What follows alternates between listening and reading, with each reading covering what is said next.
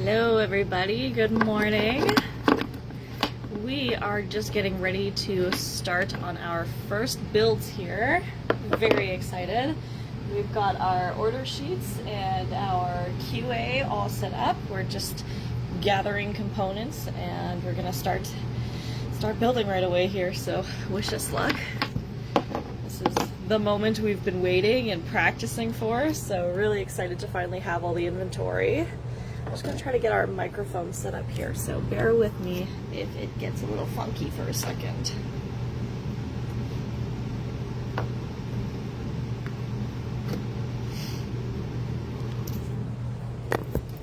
Let's see. Power on.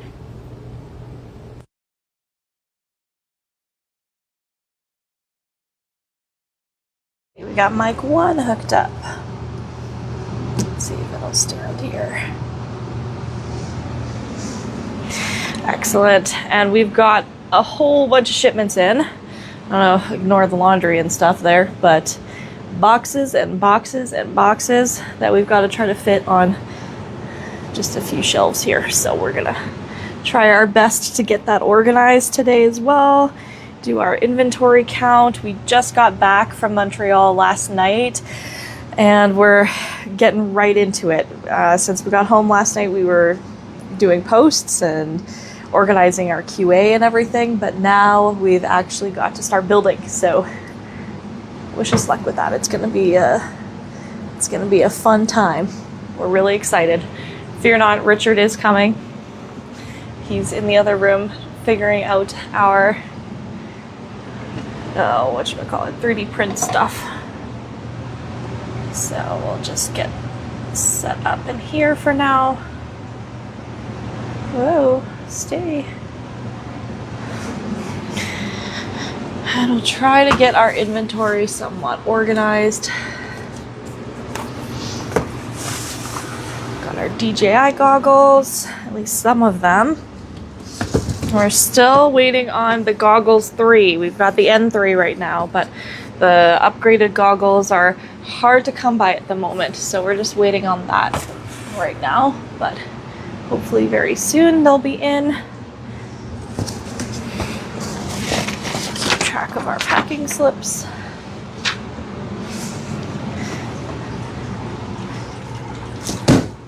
And the box gods, aka the cats, can have those.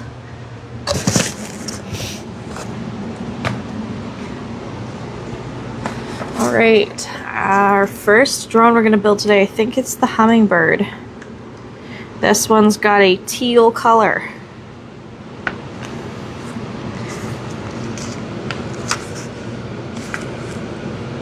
We're gonna start with the Hummingbirds and then move to the Hummingbird Pros and then the Falcons. I think that's our game plan. But we'll see how it plays out. It might shake down a little differently. Who knows?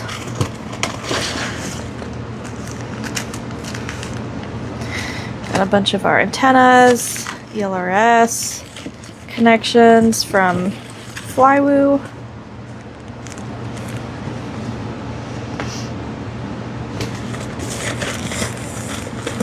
Gonna have to organize these as well.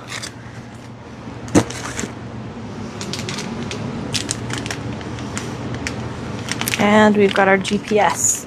So we've had a lot of people asking about the GPS and whether we can manage it. And so Richard, being the genius that he is, has somehow managed to make that work and figure it out. He's got these cool 3D printed parts for them. So that's the GPS right there. Holding on to it. And then the antenna will go out there. And the little wires will come out here.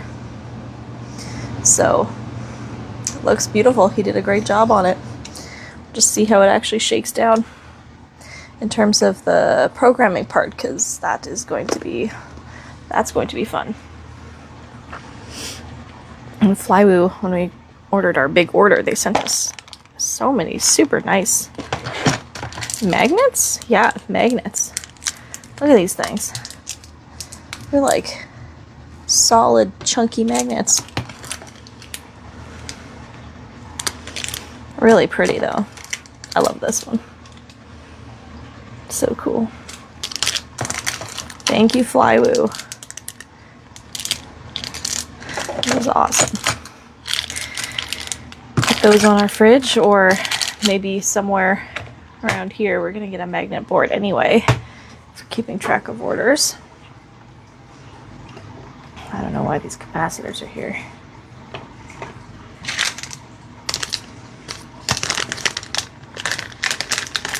All right, and I'm going to have to get a computer or a laptop because we've discovered that the comments don't really show up on our phones. So if you guys have any comments or questions, I will check those in just a moment here.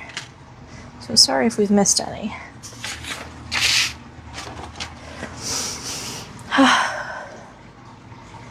Well, Richard's a little busy at the moment, so I'll cheers ya. Good morning, guys.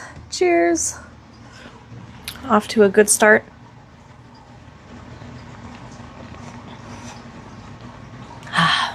Yeah. Okay.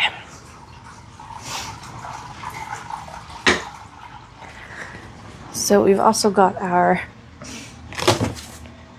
Radio Master controllers in. Let's see if I can show you here. Got this huge box of Radio Master controllers and another big box of Radio Master controllers over there. So these are our TX15 Max, the big chonky boys. And we have them in all three colors.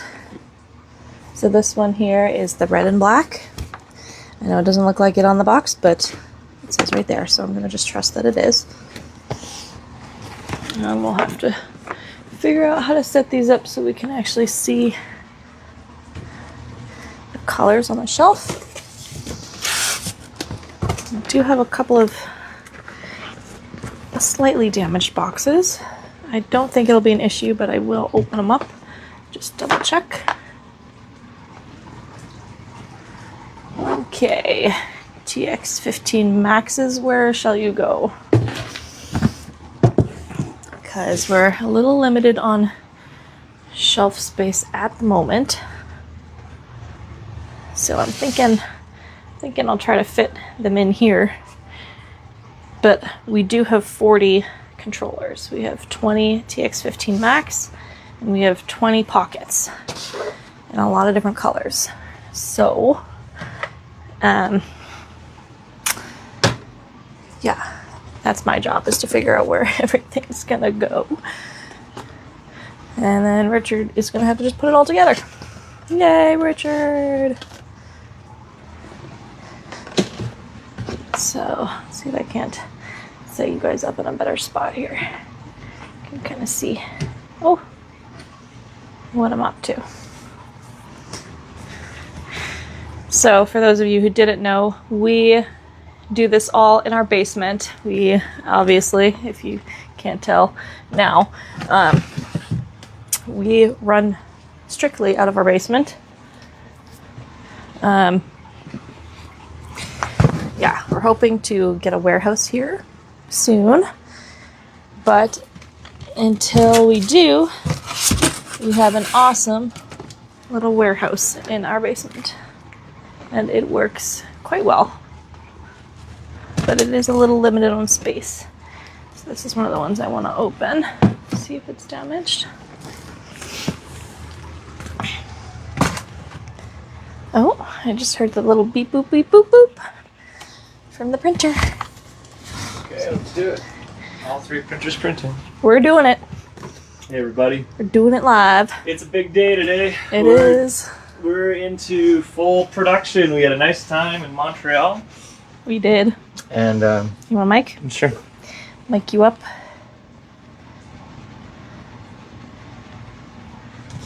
Let's see. Yeah, it's turned on now.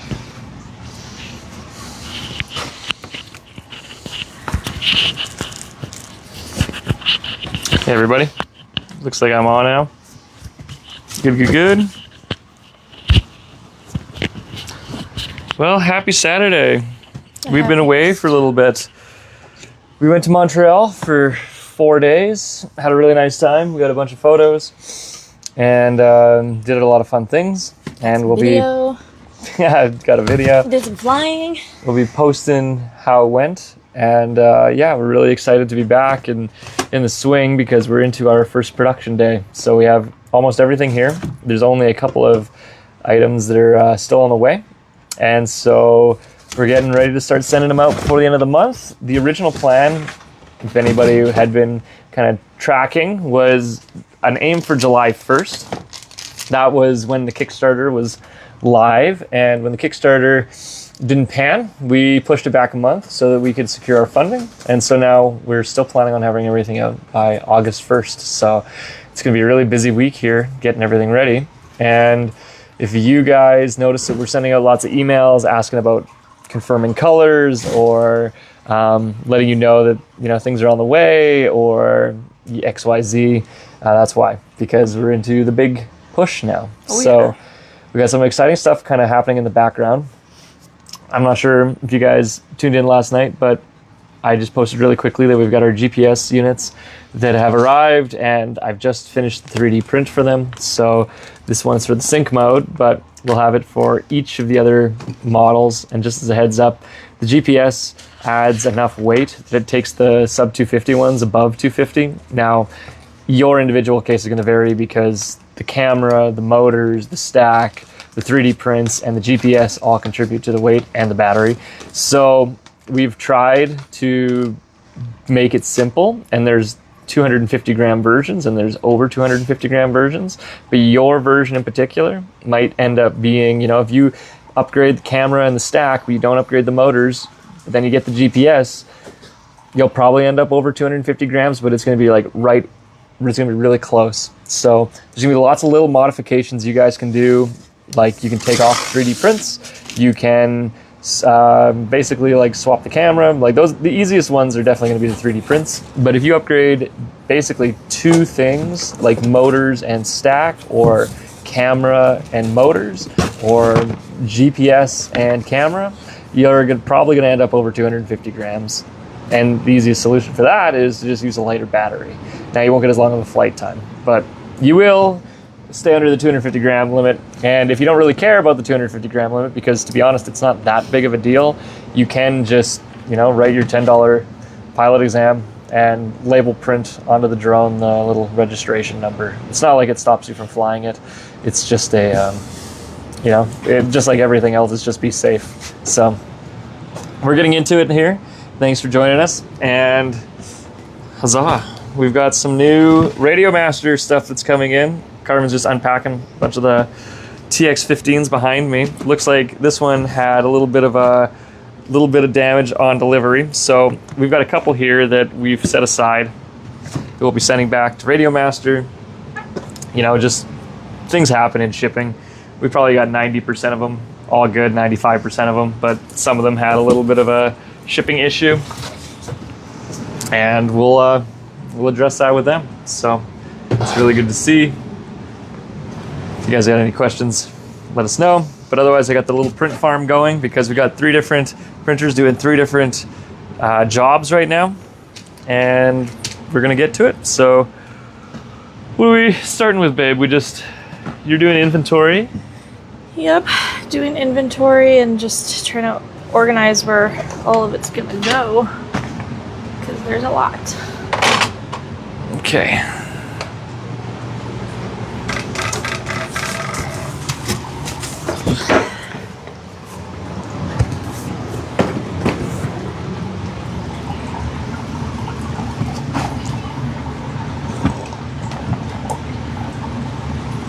Okay.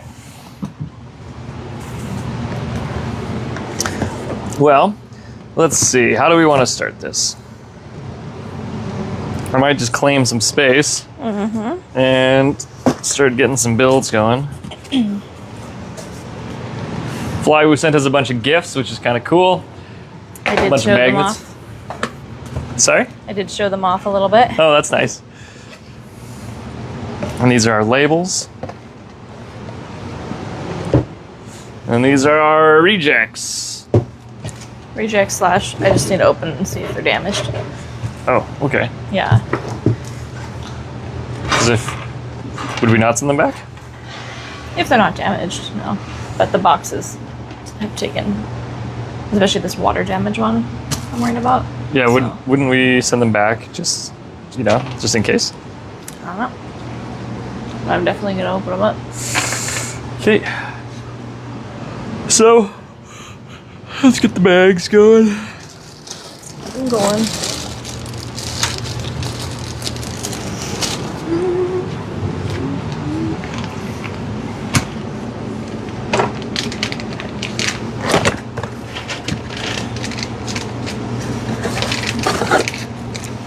It'll be interesting to see if anyone tunes in or who tunes in for the live stream today. Mm-hmm. We've been away for a little bit and I'm never sure how that affects things. Yeah, I mean, we've still been posting consistently and sent out a lot of reminders for this live stream. More than we usually do. So. Yeah, just like felt like the week before we left, we had lots of people reaching out and lots of engagement and XYZ.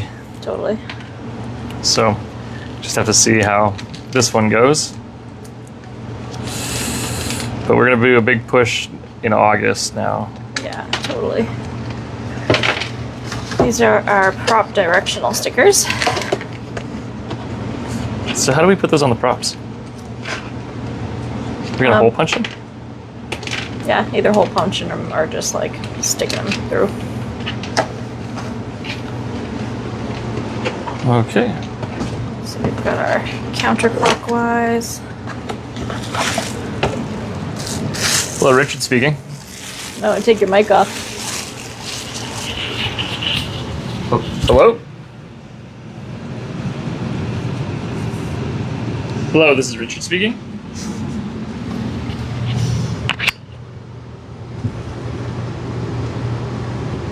Oh, calls. Yeah. You want your mic back? Sure. Hey there. Here.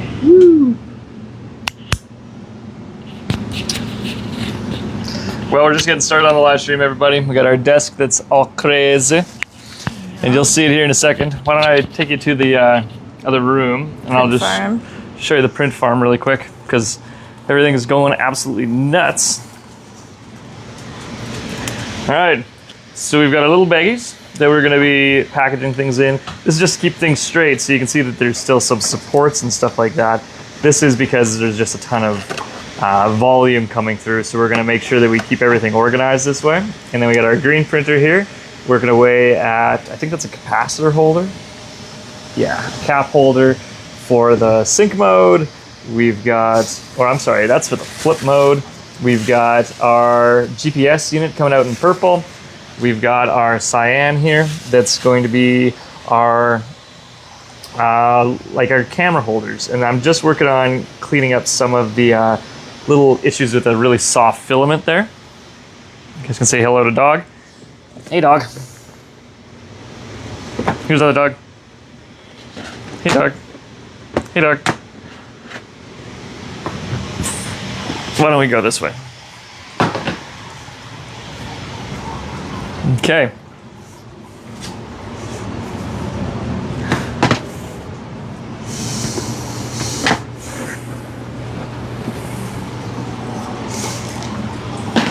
Okay.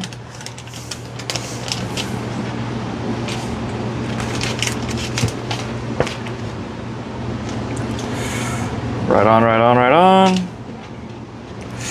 All right. So, let's point you guys down. And you can see us getting ready for the weekend. And the weekend around here is just more work. All right, there we go.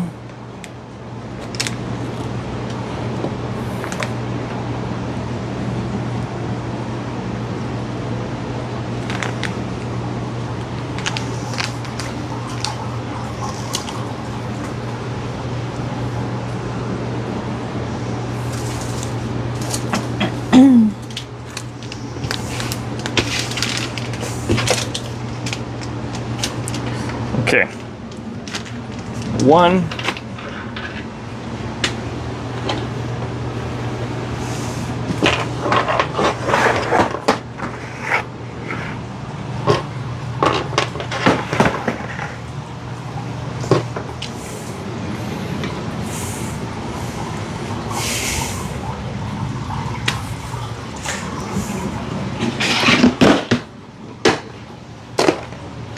It's hard to be entertaining when it's like we're almost like prepping, you know what I mean? Yeah. So, sorry guys, this live stream is like kind of off the cuff here. This is sort of what happens when we have to get ready for So you're doing triple drum deliveries. first? I am doing, no. No? I am doing the Hummingbird, Okay. and then I'm going to do the Hummingbird Pro, but I'm working on the cyan color because it's not printing as cleanly as the 95As. Sounds good. There's that sheet. QA sheet. And the build info. Okay, and then so this is our QA sheet, and I can't show you the first. I can't show you the first two. Or just the first page. Let's got the name on the second page too. Oh, does it? Yep. Oh. So the first two have someone's name on it, and I'm not going to be able to show you guys that, but these two are just a representation of our QA process. We've got a whole pile of them here. So Carmen's gone through and like these are some of the builds that we're going to be working on this weekend. So this is how we're going to keep track and QA everything through, because we've got lots of different moving parts. We've got the 3D printers, we've got the CAD models, we've got the actual builds that we need to make sure we get the things like the thread locker on. We've got the motor test, the beta flight test, the ESC configuration, the like actually talking of all the components to each other, and then the hover test.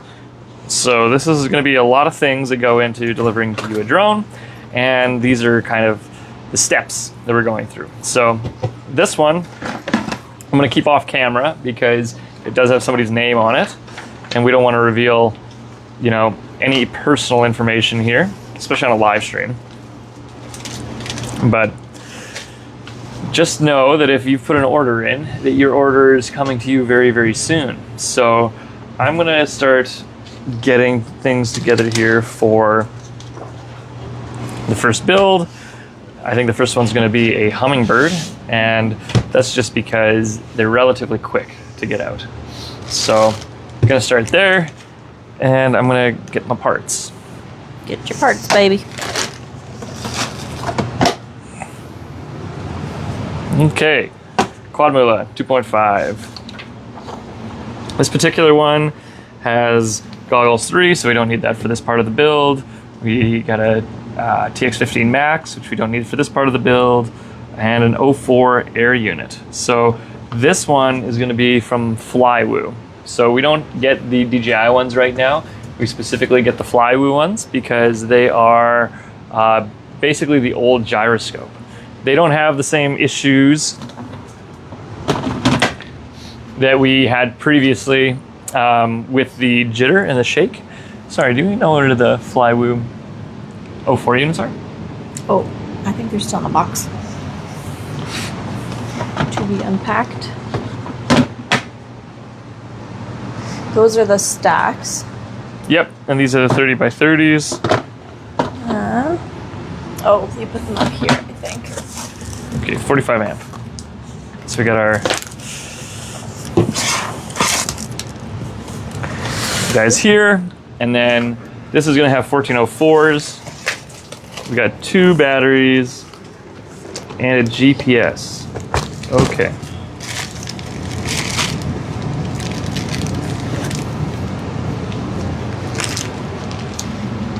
A giant mountain of DJI Pros.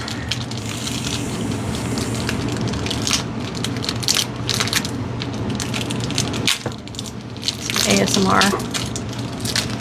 That's off camera. Yeah. Shredding bags. Do you want a knife? I got a few up here. That's okay. My fingies have mostly done the job. I guess we're just gonna shred the bag. We're there. Okay, we did it. We shredded the bag. So, there we have it. CO4 Pro? 4 Pro. Okay, sounds good. And then we'll get a GPS unit.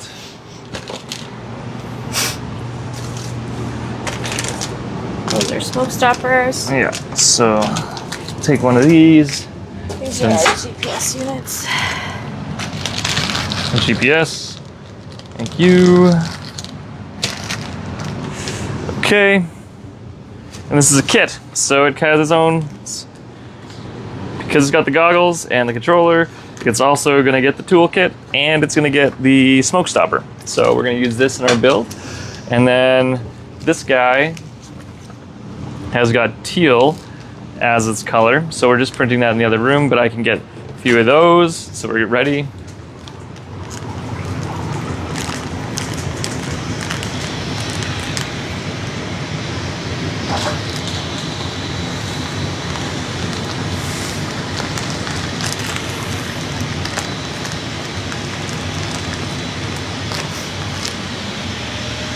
Hello, I'm still here. Fear not.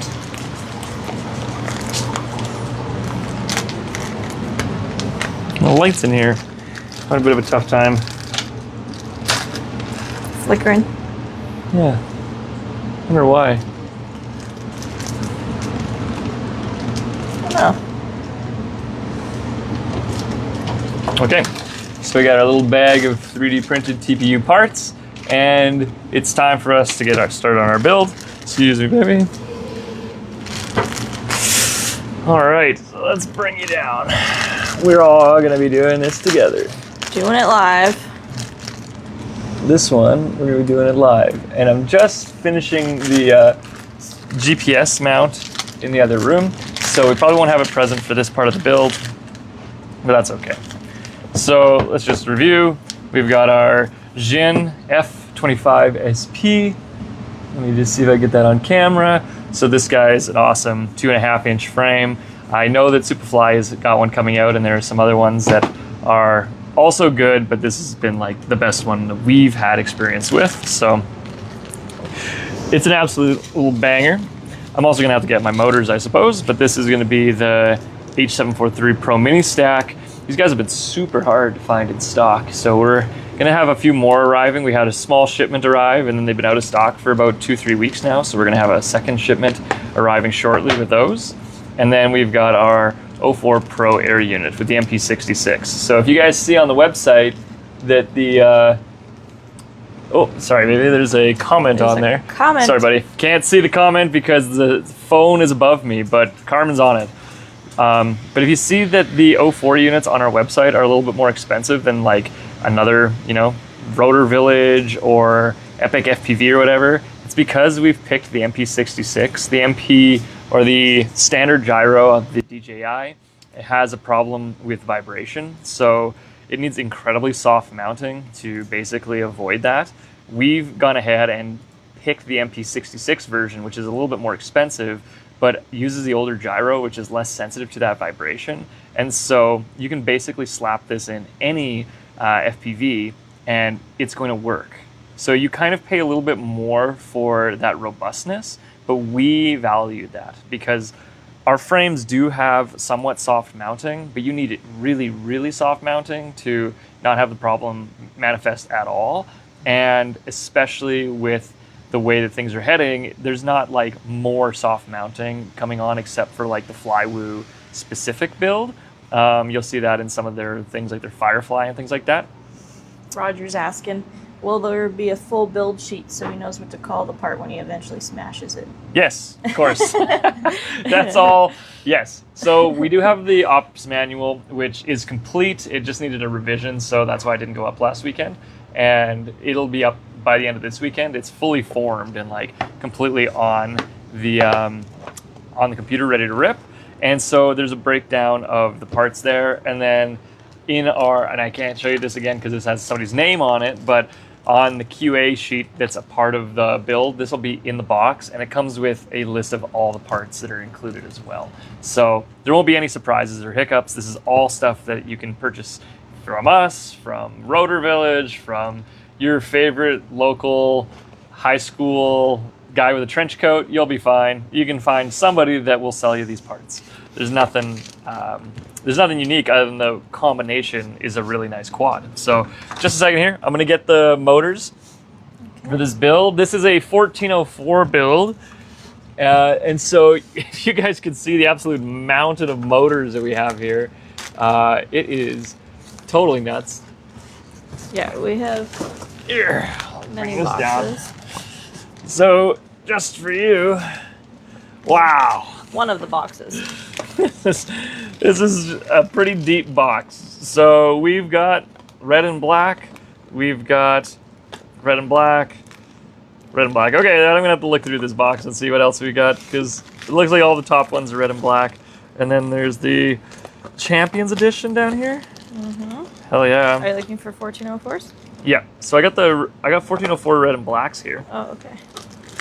There should be other colors there too. Since we're doing a teal build, I'm guessing the pink and teal is... I would imagine so. ...where we're going to go with those. Yeah, and we'll make this clear on the website, because in the past, we've only had the pink and teal, we've only had the pink and teal ones, but when we finally got our inventory, we got pink and teal and red and black. So we're pretty spicy around here. I'll show you guys what these look like. Pretty hot stuff, to be honest with you. Yeah, it's pretty rad. All right. Let's see. Maybe I'll just take it out of the bag, because this guy needs to be shown off anyway. You know where I can find the other motors? The 1404 teals? Yeah. I would assume they're in there. Okay, so here's the red and black. Because these are 1804s. Yeah, we have two big boxes of motors, and they're just kind of all smushed together. So these guys are special because we actually bumped them up to 4680 kV. Let me just see if I can get this to focus.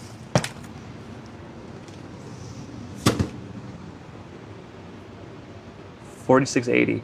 So the other ones we had were 3,600. We stepped these guys up because I noticed with the flight of the 2.5, and especially things like the Hummingbird Pro, that we had a pretty, like, when you're flying aggressively, you really want to be able to catch yourself when you're like throwing yourself through a soccer net or something like that. And while the other ones were a longer flight time, we realized that these things are basically for, you know, us clowns. we want to be part of the circus. So we're flipping all over the place, and the 4600 kV is a little bit more punchy. It does mean that you're gonna pay for it with a little bit of flight time, but you can always just like use a little bit less throttle and you'll be all right. But this gives you at least the option to punch out super hard. So I'll put this away, and then there's a bunch of stack screws, there's a bunch of screws in here. If you guys have never seen these motors before, there's basically lots and lots of spares. So you've got these ones that are kind of like square capped at the end, and then you've got these ones that are a little bit more round. So, okay, lots of screws. Motors, good. And we'll add these options to the website. As we got back last night, we were literally just unboxing stuff, and there, you can't see behind the curtain here, but there is a just mountain of boxes and things that are going onto shelves, and then we're going to go through and add it all to the website. And apologize that we haven't, we weren't here to receive everything, but that's just life, I guess. You go on vacation and then everything happens. So let's see if I dig all the way down here. This might be. So I think the other 1404s are in the other box, because these are all our WASP majors. Okay, well, let me take a dig. Oh, yep. It's not even very far down.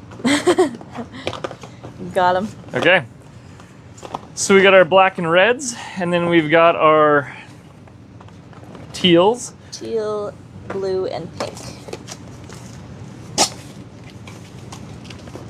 All right. I'll put these down here. And just make note of this guy. Oh, fancy.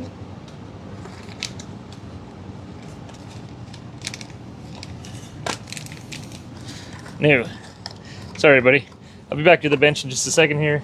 Okay, I'm gonna steal your phone so I can keep track of comments. Okay, sounds good.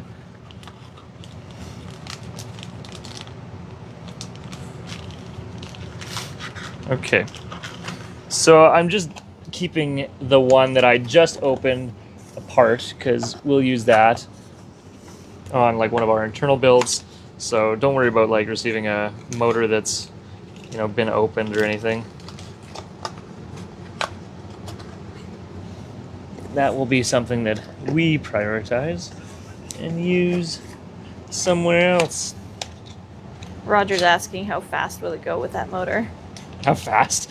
I'd say like you're gonna be you can comfortably go about 100 kilometers an hour. You can push it to 120, but the weight doesn't have like a ton of momentum because you're still under sub 250.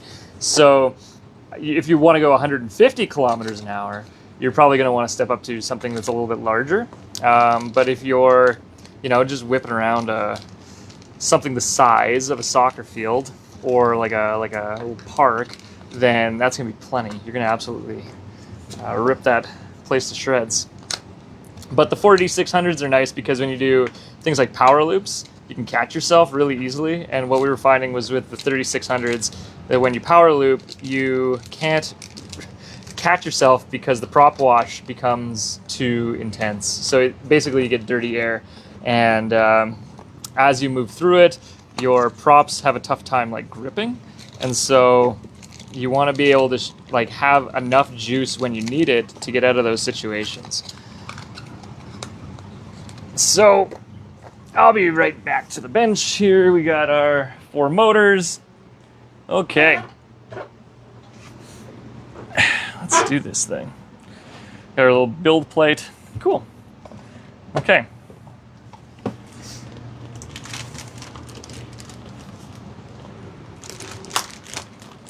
Thank you to all of our vendors, our lovely vendors. Lovely vendors. Who sent us stuff. Okay. Pour. Very nice.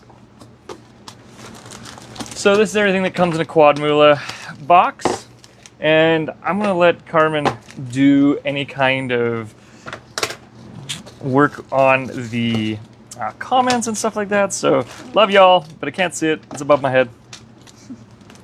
We're just gonna walk through this piece by piece, and so that you can see, because we're not building as fast as possible for the live stream. We are kind of guiding and like engaging and having some fun. And we got some coffee around here somewhere. Oh yeah, I'll grab that for you. All right, and this to give you an idea. So, what do? Why don't people just go and buy their components from somebody like Quad Mula? Well, first off, this 3D print is pretty funny. It is the 3D print for the 04 unit that's down here, and it sticks out about this far. It's basically just this tiny little plug, and while this does save weight, I'll give credit, it does save a lot of weight. It is a very easy way to absolutely wreck your expensive camera because there's only maybe an inch of coverage over your antennas, and so if you catch the wrong angle or it like flips on you, it's really easy to damage stuff with this. And just for comparison, I know this is for a different quad. This is for the Quad Mula, and then this is for the sync mode. But if you imagine this, like basically these pillar connections just a little closer, this is almost exactly it. And you can see the difference. Massive coverage, like way more protection. And really, who cares if your 3D prints take an absolute beating, because that's what they're there for. They're totally intended to be sacrificial. They're flexible so that you can bang them up and they'll just bounce back.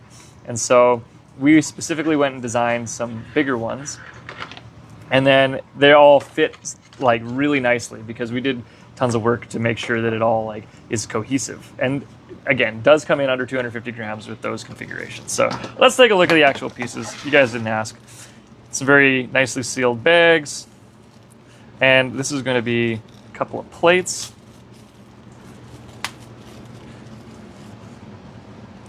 All right. So this is our internal plate, and this is our bottom plate. You can tell because it's got these, what are they called? Countersunk holes. So Quadmula obviously puts a ton of work into basically getting their cutouts just right. Like this is a well optimized plate for things like airflow. It does only have one mounting pattern for the screws, so that's one thing you got to kind of watch for, is that you only have a 20 by 20 on this one. On the sync mode and all the larger frames, sorry, that's not true. On the Superfly frames, you have the 30 by 30 and the 20 by 20, and on the Quadmulas, you either have the 20 by 20 or the 30 by 30. So it's a little bit less flexible, but honestly, not super impactful. Now we've got our camera covered here and our lock plate.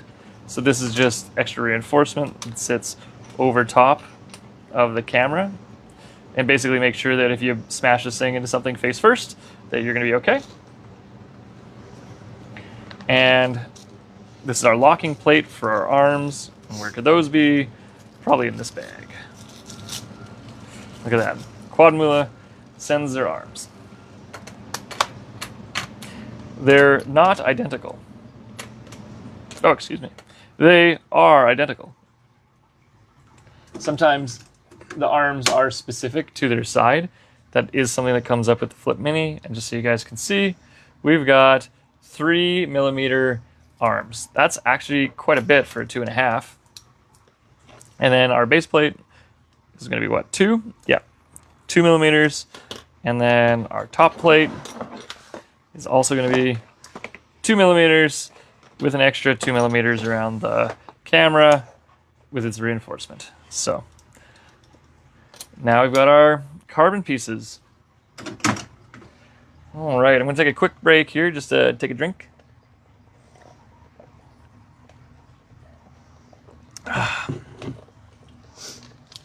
All right. They've also included their capacitor. We've got a few capacitors on hand as well that we usually include. This one is totally fine for a small build. And we get the exact same runs. Ours are from Rubicon, and look at that. These ones are from Rubicon. So this is a 35 volt, 270 microfarad.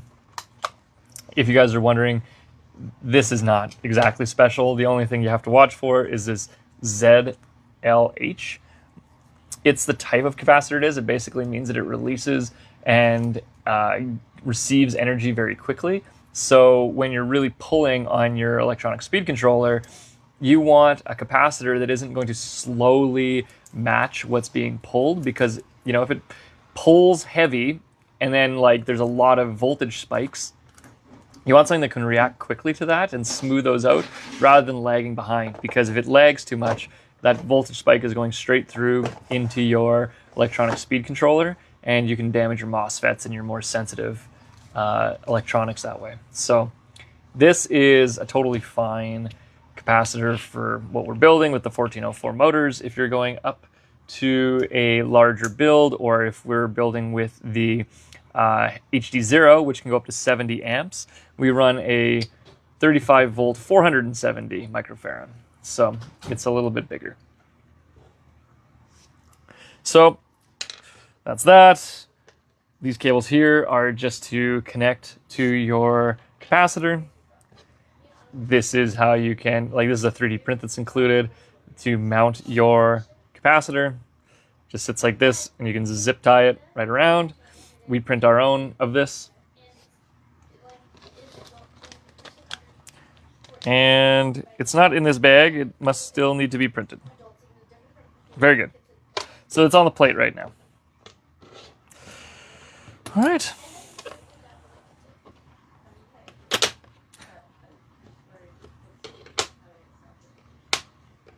Let's do the thing. Okay. So these guys, you can see the camera fits here. This is these little plates, or these little cutouts right here, are for the camera.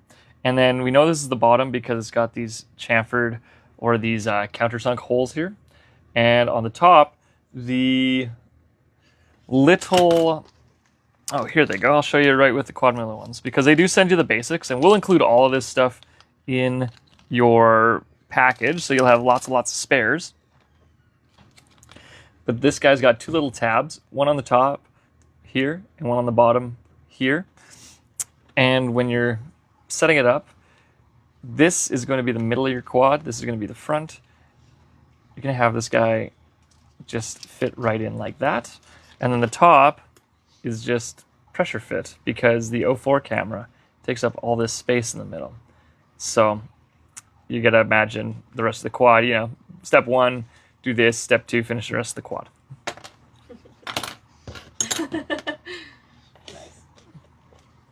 Nice. You've also got a bunch of these little washers, or whatever you call them, and those are used in here. Now this is a bad, this is like not a acceptable one that we're sending out, so please ignore like the 3D printing mess. This is just like a waste one that I had on hand, but you use those to fit in the bottom there, and then it also fits on the outside there. So when you're fitting your camera, you can just plug it right through the hole, and that's how you fix it. So you basically got your camera fixed through this TPU, which then mounts to the posts. And this is technically considered hard mounting because you don't have little rubber gummies that are between it, but it's an incredibly soft hard mounting. So if that makes any sense. I just gotta push this guy out. There we go. All right. So we're not gonna start with the top. We're gonna start with the bottom. We'll flip this guy over. And so we basically got these three pieces. This stuff faces inside, and then this is between the two. And so this is where our stack actually mounts, and this is where our standoffs go.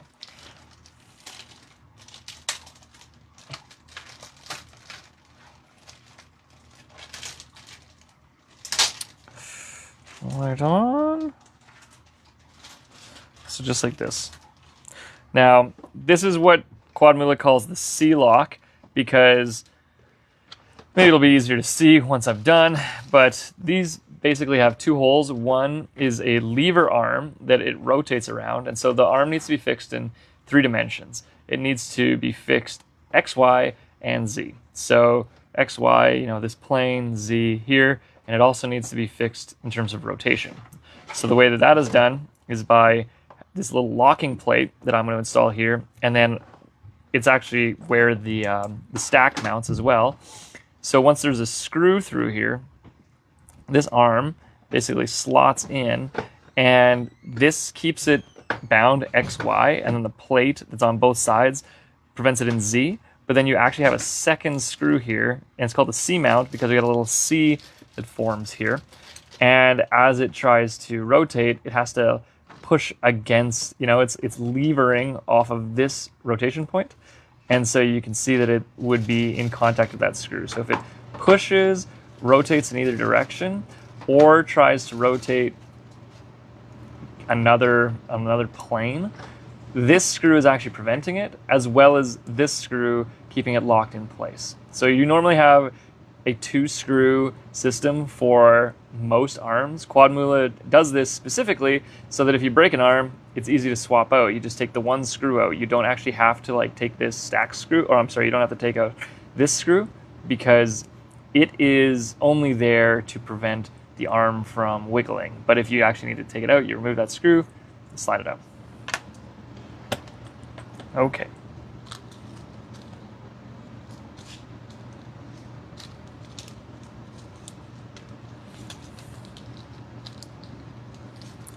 Oh, and looks like we got lots of stack screws and lots of thingies. Neat, neat, neat.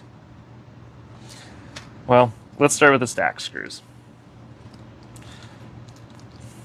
The stack screws are easy to tell because they're the biggest ones. Push the stuff aside.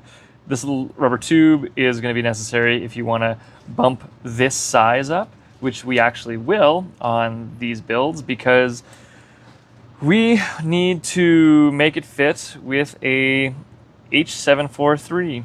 So just so you guys know, we wanted to support the H743 as our primary chip, mostly because it's the most future-proof. It's got like the most features, and it's going to grow with you as you are in FPV for the next few years. But with the supply shortage caused by AI and other events, let's say, there is a real stock supply or a shortage on things like the H743 chip. So we're still planning on supporting it. Like, that's not going anywhere. But just so you know, we're thinking about bringing on the F722.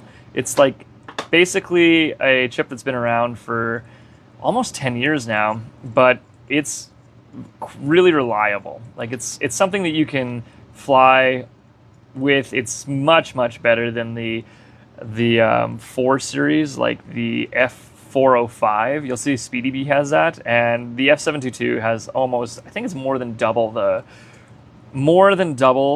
computing power, which enables things like GPS. The 405 really struggles when you start adding things like GPS, but the 722 has enough processing power that it can keep up with the PID rates and basically correct the quads. If there's strong wind and your GPS is being triggered, it can do all that computing at once and really not struggle very much. The H743s are even more powerful, and they give you even more features. And the idea of, really pushing for them was that they're the most future-proof version. So really wanted to do that. And before I tighten these guys on too much, I just wanted to, I'm just going to bring them back just a wee bit so that we can add our thread locker. So apologies that I'm getting a little distracted while I'm talking, because sometimes it's a little hard to concentrate on exactly what I'm doing while I'm doing it. And then I'm going to have a bite of bagel here in a minute, but let's get some stuff done. Take this out, and thanks, baby. All right, and how's our battery? Doing great. All right, so we got our electronic screwdriver.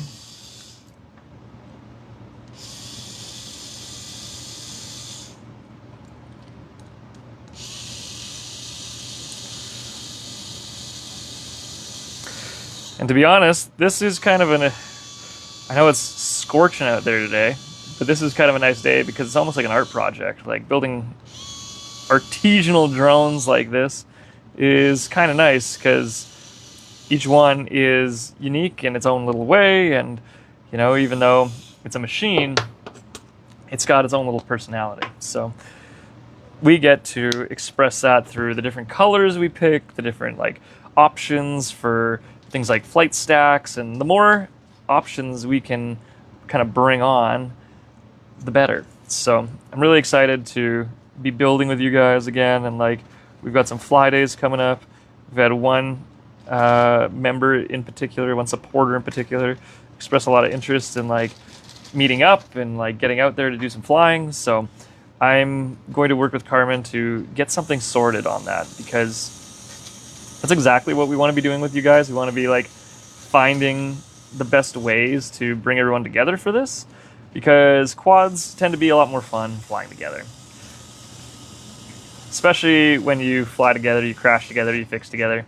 And that's kind of why we started the whole thing, was to build this community up and teach people that flying isn't scary. It's not this crazy intimidating thing. Sometimes if you go on Reddit, and I'm sure the internet's going to burn me for this, but if you go on places like some established hobby groups, they will crucify you for having an opinion that is different. Like, you have to spend 200 hours in the simulator, and you're going to have to, you got to start on a micro quad, and that's the only way to do it. And just remember that these are pretty small communities. Even on the internet, like the FPV Reddit is really only got a few super regular commenters.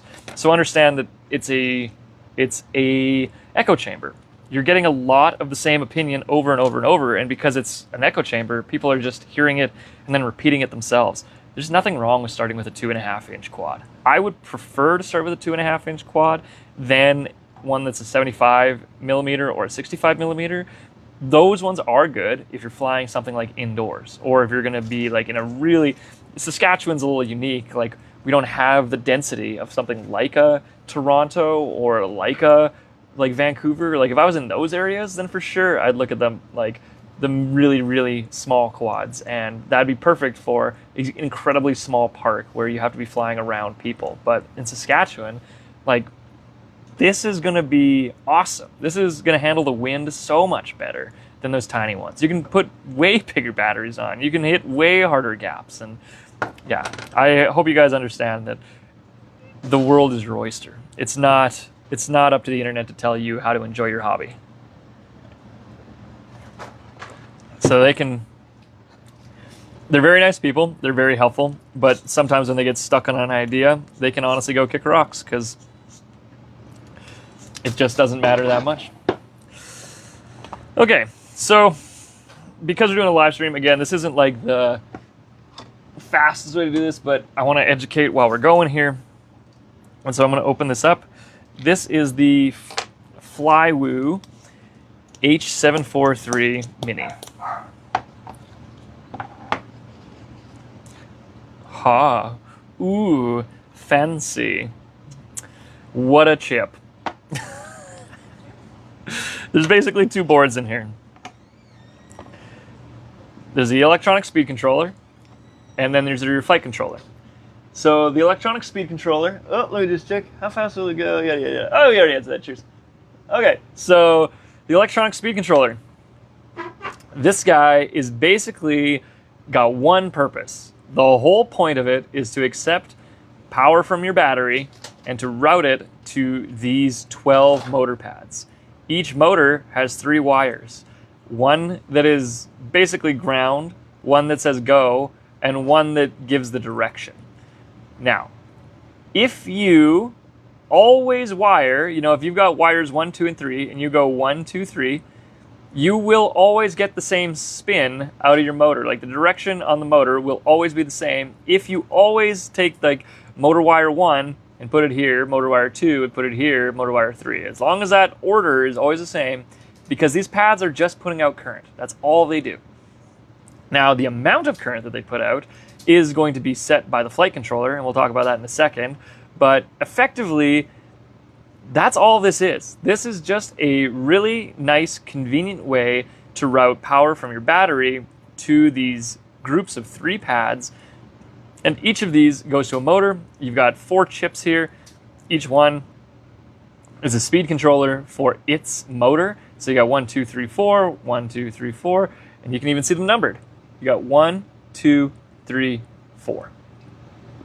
Now, that doesn't necessarily correspond to the motor order in Betaflight. Betaflight has its own motor order, which you're going to see here when we get to the actual like finished build, or when we do some more Betaflight stuff. But this is all just filtering of power to make sure that things are good to go. When you have your capacitor, you'll see these 2 little holes here. It's very common to actually slot your capacitor through those little holes. And you want to be really careful, because this side, there's usually a marker on the capacitor, and there's a leg that's longer. So I'll try to like hold this out for you guys. The longer leg is the positive terminal. These are polar. There is a direction to them. So you got to be really careful that when you're setting these things up, you got your positive and your negative, you got your positive and your negative, you put them the right way. Because if you don't, you're going to really quickly either fry your ESC, or you're going to, at the very minimum, blow up your capacitor. So as a pro tip, and this is just something we've learned, normally it's a really good idea to do your battery leads on the top, and then you can flip this thing over and do your capacitor on the bottom, because it does need to be soldered. And so the easiest way that we found to do this is to, when you're like getting on the soldering bench, is you'll do your battery pads first because they're the highest heat, and then you've got all the copper within the ESC that'll act as a heat sink. You really want to do those ones first because they're the ones that are going to take the most work basically to get set up, and then your motor pads fly. Like, we can do a tutorial sometime on the motor, and then the toolkit that comes with the kits has a soldering iron that connects to your battery, and you can use it, and it's a lot easier to do it on the motor wires than on your battery pads. So don't worry about it. We're going to make sure that those battery pads are rock solid before they even get to you. But if you're ever, building your own quad in the future, you'll want to start there.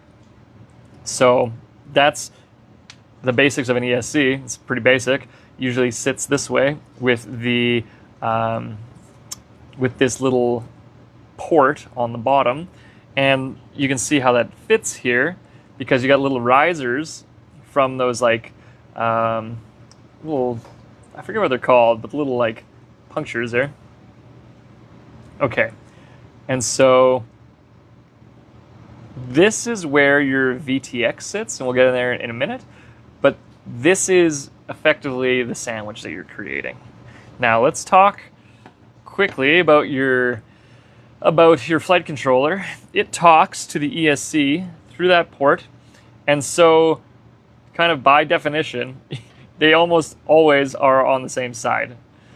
Now, we usually put a little spacer between these two that's going to help keep them separate, because you don't really want your flight controller coming into contact with your ESC. There's something called well, you guys know gyroscopes, but there's two gyroscopes on the top here, and you basically don't want anything to interact with this board, or specifically those gyroscopes while this thing's flying, because that's how the quad knows if it's level, if it's aiming forward, right, back, yada, yada, yada. There's a barometer that's going to be on here that is measuring the air pressure, and then there's these two gyroscopes. So if something's vibrating and like a wire is bouncing off of those, the gyroscope's going to be freaking out because it doesn't know what's going on. Like, if this thing touches down and it feels that the motors are spinning, but it's got solid ground, it's going to spin the motors harder. So you might have seen some runaways where people put their quad down and the motor starts screaming at you because the gyroscope thinks that it should be moving up. Like, the motors are spinning hard enough that it wants to be flying, and if it's not, it's going to keep ramping those motors until it gets what it wants. So there's, let's see what else. Oh, okay. So it does have a direction. There's a little arrow on the top of the flight controller, and that points to what it thinks is forward. On WingSmith drones, we always actually point it the opposite direction.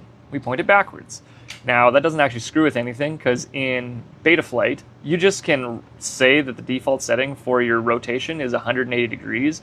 They call it yaw, so you basically spin in a flat plane and point it backwards. And what this does is it basically puts these battery leads at the front and this cable here at the back. Why would you do that? Well, because your VTX is sitting here, and as it does, it basically creates this like really small gap between your boards and your VTX. Now, it has cables as well, and so each of these is a UART port. There's also a point that you can plug in your DJI camera down here, like your digital camera can be HD0, it can be DJI, but that port there is where you plug that into. And then, just as another fun fact, you might notice that these are all different sizes. It's really, really easy to figure out what they're for when you've got all these pieces in front of you, because this ESC connector is the same size on both of them. And so you literally just try to plug it into all of them until you get the right one. It's the biggest one, so it only goes one place. Then your DJI connection is the next biggest one, and it only goes one place. And then your UARTs, you can have many of them, and you can use any of them. So the only thing you have to watch for is that a UART that you're using for something, you don't also solder to, because you can see these pads on the bottom and these pads on the top. These are basically an alternative way of talking to the flight controller versus the UART port. So if you have something that's already plugged into the port and then something gets soldered to the associated, like, you know, if this is UART 1 and then you solder something to UART 1's pads, you're going to have a conflict between the two different sets of information coming through UART 1. So that's a really, really common way of basically messing up and like having a tough time troubleshooting. But as long as you're using different UARTs for different things, you're going to be fine. Some people do complain about things like ELRS messing with DJI. And a big problem, like one of the most common ways that that happens is because DJI, you set this as a port in Betaflight. Like, it has its own port. And so you can't use the pads that are associated with that connection for your ELRS. That is how you get that mess up, because there is a wire that's called S-Bus that's used for the DJI system. It's a little yellow wire, and it is used for the controller to connect with the flight controller. So if you were using a DJI controller, you could tell it how to fly. We don't do that. We use ELRS instead. So the S-Bus becomes effectively unused. But if you've got it plugged in and then you try to use the ELRS on the same pad, you'll have them conflict. And those two protocols will basically try to override each other. You'll get a lot of issues. The easiest way to avoid that is to literally just use a different UART. Now, most of the time, we're going to use we're going to have the Radiomaster XR1, and it plugs in. So you get to avoid all that problem and all that trouble. You can really easily keep things straight when you use two different ports. It does get soldered onto the actual ELRS chip, but that's its own thing. On this board, it just plugs in, and I think we actually use UART 3 here. So this is the DJI, this is the UART. There's no problem. It works perfectly every time. So you can see this is how the stack stands. If we were to, give it a little bit of space, like a millimeter there, you're using like most of this, and then all this space in between basically gets filled up with wires. So there's a lot of wires that we end up running. Okay, so we're not going to need the tubing. I was mistaken. It must be on a on the larger stacks that the M2 screws still get used in a build, but on this one, this is perfect. Everything's nice and tight. We have different mounting methods here, and we're going to finish the build. Like, we're going to finish doing all this carbon fiber stuff, but again, I'm trying to show you what is involved, and building a drone from the beginning to the end is going to show you how to build one, but it doesn't necessarily explain how and like why everything is set up the way it is. This live stream is more the why is it there? Why did they decide to do that? Like, what was my constraint or my limitation? And so you might be wondering, why did we not put the HD0 stack as a thing that's an option on the quad Mula frame? Like, that seems pretty obvious. Why would we not? It's got the same 20x20 mounting. It also works with like all the components that we picked here. So why did we not? Number one, the HD0 stack is a 70 amp stack. This is a 45 amp stack. We're driving 1404 motors, and so each motor basically is going to pull. Okay, I gotta go back a step. The the amps rating of your ESC, and when we talk about the stack, now I'm talking about this electronic speed controller down here. That guy has an amp rating of 45 amps. That means that for each motor that is attached to this guy can supply 45 amps. The spec sheet for the 1404 motor does not call for 45 amps. It calls for something between 20 to 30 amps. That means that even if you throttle all the way up And then there's some resistance. Say you got like some grass or you've got some resistance, like you really max out your motors, you're at most going to like 40 amps. So each of these 3 pad units on the ESC can supply 45, meaning that this is it's got a huge safety factor built in for your motors. And of course you can burn your motors out if you're trying to like run turtle mode in the grass and you just crank it and it's not moving at all. It'll try to spin it, you can burn out your motor, but you're very unlikely to damage your ESC. Your ESC costs maybe like $100 to $150. Your motor costs $15. So between the two, this one is actually the sacrificial part. This is the part you want to protect.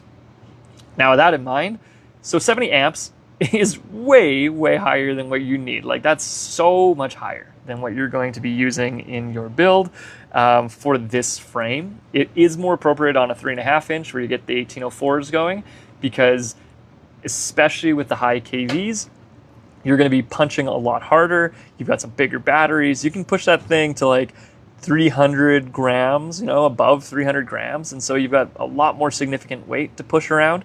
And in high wind environments, or if you're really just like trying to crush a racetrack, that is a more appropriate safety factor. Like you'd want at least 60 for that type of a, like 60 amps for that type of an environment. And so making it 70 amps with a bit of a safety factor again is the right call. But with that comes size. This is a 45 amp, and you can already see that we're going to be sticking out over the sides of our frame just a little bit, but our motor wires are going to come in here from each of these 4 directions and attach here. We're going to give it lots of slack, but even still, you can see with how Quadmill has designed this frame, and I love the design, it's got this kind of curve inside here. You've got this concave.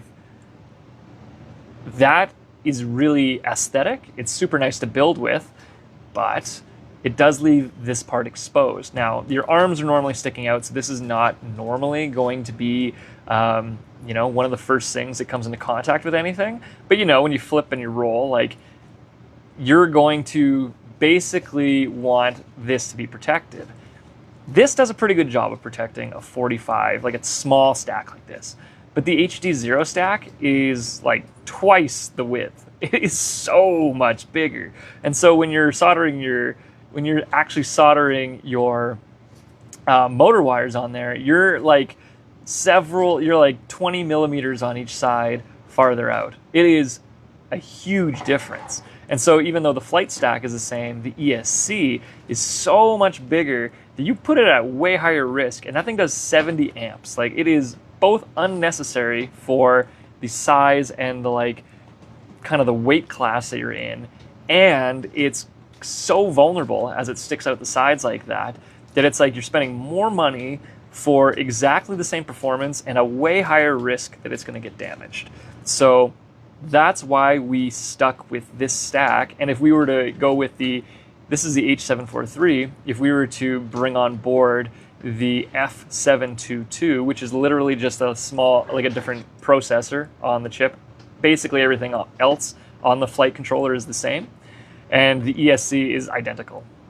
But if we were to bring that on, which we're considering with the supply shortages on the H743s, what you'd see is basically this exact same profile. So this chip is going to be the most future-proof. It's going to handle the most data. It can handle, anything you throw at it. And as new developments come with FPV, as new cameras come online, as new sensor systems, like maybe we'll have a ground-facing camera, or just like DJI, where you can sense and get really, really strong position hold instead of needing a downward-facing, optical camera. Maybe it can be a laser, or maybe it can be some kind of infrared or LiDAR would be perfect. But anyway, whatever it is, the H743 is going to be future-proof and ready to handle that, where the F722 will eventually reach its end of life. But with the costs of everything, going up, being so high, and availability shortages for whatever reason being around, we're considering bringing on the F722 because it's entirely capable currently of running this craft.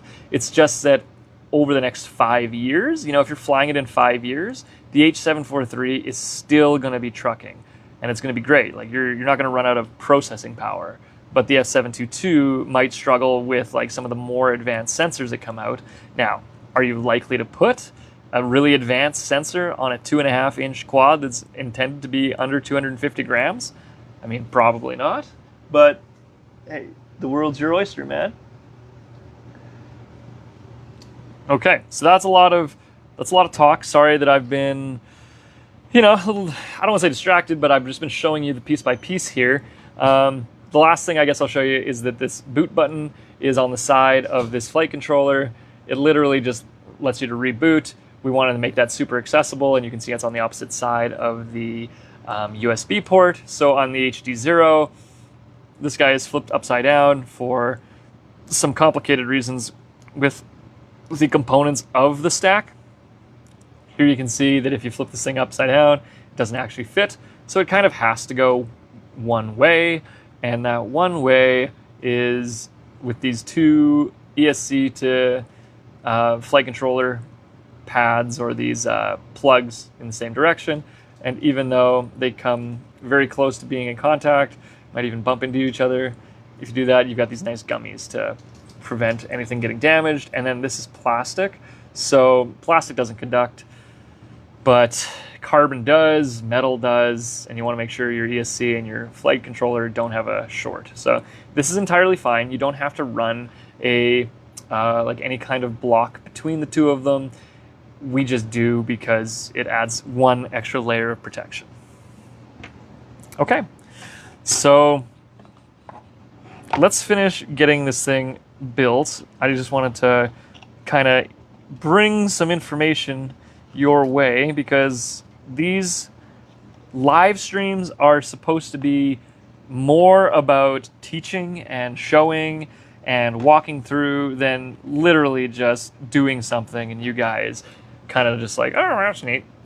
Like this is something I hope that you can look back on and be like, why did they do this? Or if I'm doing a build, can I use that information? Because that's how I started, and I was surprised at how little of this was done. There's a lot of build tutorials to say like, you just, you take your soldering iron and you do your battery pad, and then you do your capacitor, and then you do your motor wires. But it was like, why? Why in that order? Why are you doing it now? Why are you, what are you looking for that makes this the best time to do it? Is it the best time to do it? Why did you mount your capacitor that way? Why did you not mount your flight controller facing forward? Like, there's just so many things that are little and very, very helpful, but when you look for the information online, it's all scattered everywhere. And so this is an effort to basically walk piece by piece through a relatively simple 2.5-inch quad, because these same ideas are the exact same for every quad. Like, you're still going to have an electronic speed controller and a flight controller and a stack, like mounting like this, for the larger quad mula. The Superfly is going to have this mounting plus the 30x30. And so it can take the HD0, a much more appropriate 70 amp for something like the 2207s that you're going to be, that we're going to see out there. And, maybe one day we'll even do a long range build with a 7-inch, and that would be something like 2808s or 2807s. Though these are all motor sizes. So these are 1404s, 14 millimeter diameter stator, 4 millimeter depth of the stator. So a 2808 is 28 millimeter, literally double the diameter, so a huge motor. And then this is an 04, so it's a 2808. It's literally double the diameter, double the height. It's going to be massive. And this is a 2.5-inch sub 250. When you get to that size, you're talking about a 7-inch prop diameter, which is a giant, and it's going to move so much more air. So that really is where all that like ESC magic comes in. You wouldn't run a 45 amp there. You would run something like a 70, maybe even an 80, but I think you can get away with a 70. I'd have to do the math. So, all right, we got our thread locker on. We've walked through our stack. I'm not going to show you guys right now the, actually, why not? Let's just take a look at the camera. What the heck? This live stream is going to have to end reasonably soon, and I apologize that we haven't done too much of the build yet. I'll keep you guys informed as we go. But this is our camera from Flywoo. It's a DJI camera. Ooh, what a long cable. Oh. And they've got all their stuff. So understand that this camera is the one thing, it's the one thing that is proprietary about the whole WingSmith, like, let's say, ecosystem. We've gone open source with the ESC, which is a, like, even though it's built by Flywoo, they run a program called AM32, which is open source. We run Betaflight on the flight controller, and the ELRS from Radiomaster is ELRS. Now, this is the only thing that is kind of special, and it's because there's no denying DJI is the king of digital video. And if you've seen analog video, we are starting to explore it a bit, especially for things like long range. But just so you know, this is the king. This one with the MP66. So they've got the quality assurance pass there. Thank you, Flywoo. And this is the O4 Pro, so it's a DJI product, and they've got it here on the antennas. Hopefully you can see that. But this now has the MP66 gyro. It is less sensitive to vibration than the previous one. The reason it's important is because this camera case is screwed in by 4 screws, which again on this build are replaced by these 4 screws over here, and then whoops, and then these little washers to give us a little bit more space. And so these guys plug into things like this camera mount. Why is that important? Because the camera mount is made of soft TPU. If you hard mount this to the frame, you're going to get a ton of vibration, especially through the current DJI gyroscope. But in combination with a soft mount like this, and the reason I call this a hard mount is because it's literally screwing this into a TPU piece that is then fixed to the carbon of the frame. Like, there's no, other than this sync compression, there's no like rubber or soft anything between the camera and the vibration. And on this gyro, that doesn't matter. This is going to work. This one is not going to have what people have been calling gyro gate from DJI, because Flywoo have gone in, they've taken this camera and actually removed the casing from around this lens and added, like you can even see here, it's got the QC pass additional. So both elements have passed the QC. This has been modified. That's where the extra $60 go. It's not to us. Like, WingSmith isn't making $60 more on this camera module. It's going to Flywoo because they've gone in and removed the casing from the camera and using a heat gun, probably a little fancier, but pretty similar to this guy. They've removed the gyroscope, pulled it off, and replaced it with the MP66. Now, this is not like a long-term solution because the MP66 is not in production anymore. The company that makes them doesn't make that gyroscope anymore. So there are several million of them kicking around in warehouses. And, you know, until they run out of stock, this is a solution. It's very, very likely that eventually either DJI releases a new version that has a different gyroscope on it, releases some kind of fix, which they might do because they're coming out with different cameras. But for the moment, we're stuck with the best camera in the world for FPV and this very high sensitivity to gyroscope noise. Now, the solution from Flywoo, which I've tested, is extremely good because they use the old gyro and the new camera, and you get the best of both worlds, but you do have to pay a little bit of extra money for it. So because WingSmith is attempting to have the most premium drones in the world, like we want to sell and support the most premium flying experience, not even drones. We want you to have the best possible flying experience, because it's not really about drones. It's about, can you literally forget that you're sitting on the ground and that you're flying? That is the real like feeling that we're chasing. It's not a drone, it's a experience that we're trying to provide. And so we're willing to basically take the, like, we're going to buy a more expensive camera. It's $60. I mean, it's not negligible. You can buy the other one for, I think, $320, but you take that risk that you're now going to have this camera that's very sensitive to this gyroscope noise, where we've gone and selected specifically and only the best camera with the best gyro, so that you don't have that and you can forget that you're even sitting on the ground. So if you're wondering, why does the DJI system that is listed on the WingSmith website cost the extra $60, it's because Flywoo is taking an extra $60 to do that work, and it's worth it. It's worth it for you to go get this one because it's better.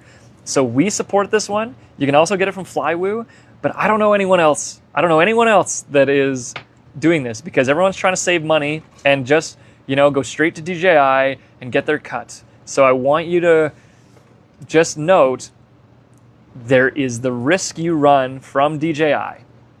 Now, the trade-off is that the warranty for this is now handled through Flywoo, because they've gone and modified the camera.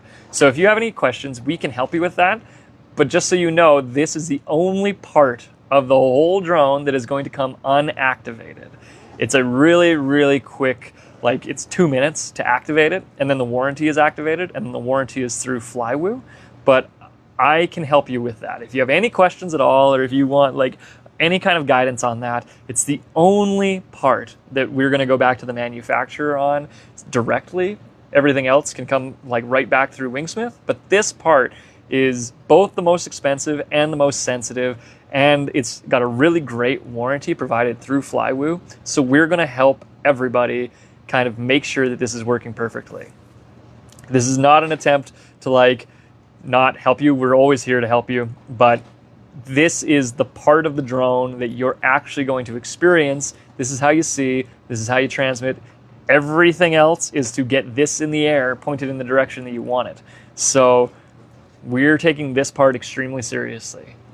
We'll help you with any questions you have with this, but we've spent most of our time figuring out how to get this in the air and make you forget that you're even flying anything at all. Okay, so just to wrap up this live stream, I'll show you what else is included here. There's basically nothing. There's basically nothing left in the box here. So the only thing that you're going to note is that it comes with screws to mount. This guy does not have any screws, which is totally fine for the larger drones, but especially when you're staying sub 250 on the Hummingbird, we're going to fix it at the bottom here, and we're going to use 4mm screws that basically pass right through, and that's where it sits. You've got your holes on the bottom here. It's, I believe, 25mm mounting, so it sits right on the bottom on the outside there. And then there's 2 standoffs that hold these antennas. This guy has a bunch of extra length, so it can stick out here. I'll just show you how this all fits, because this is where we start getting the very first cables together.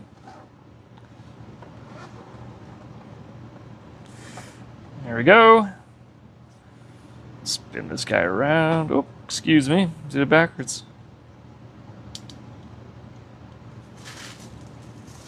There we go. There we go. All right. And there is a cable that plugs in.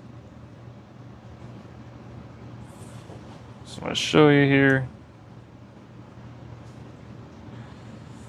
And you want to do this before you screw this in. All right. So there you go. Now you can see just how tight this is going to start getting. We haven't even plugged in the cable that runs from the flight controller to the electronic speed controller. This guy is going to go underneath and then be mounted something like this. And then we've got our motor wires that are going to come in. We've got our ELRS that sits on top of this and runs to this UART. And basically, this thing is going to get filled with wires. So that was the last consideration. Honestly, one of the biggest ones for building a drone is just motor wire management. So I hope that you guys have been able to have some fun and learn some stuff. And if you have any questions, feel free to reach out anytime. Carmen's going to begin posting these live streams, at least in part, on our YouTube channel. And I apologize again that we didn't get through like a ton of the build. We took things out of boxes and we got to show you some stuff, but I think this was more valuable than literally just putting carbon together. So if you have any thoughts and any like feelings on what you'd like to see in a live stream, please let us know. We're going to be very busy this weekend, especially since I didn't do anything here getting these drones together. But otherwise, I've had a great time chatting. I'm going to have a little bit of a bite to eat on a bagel, finish my coffee, and then we're going to get a bunch of drones built. So have a great weekend, everybody. I'll talk to you soon.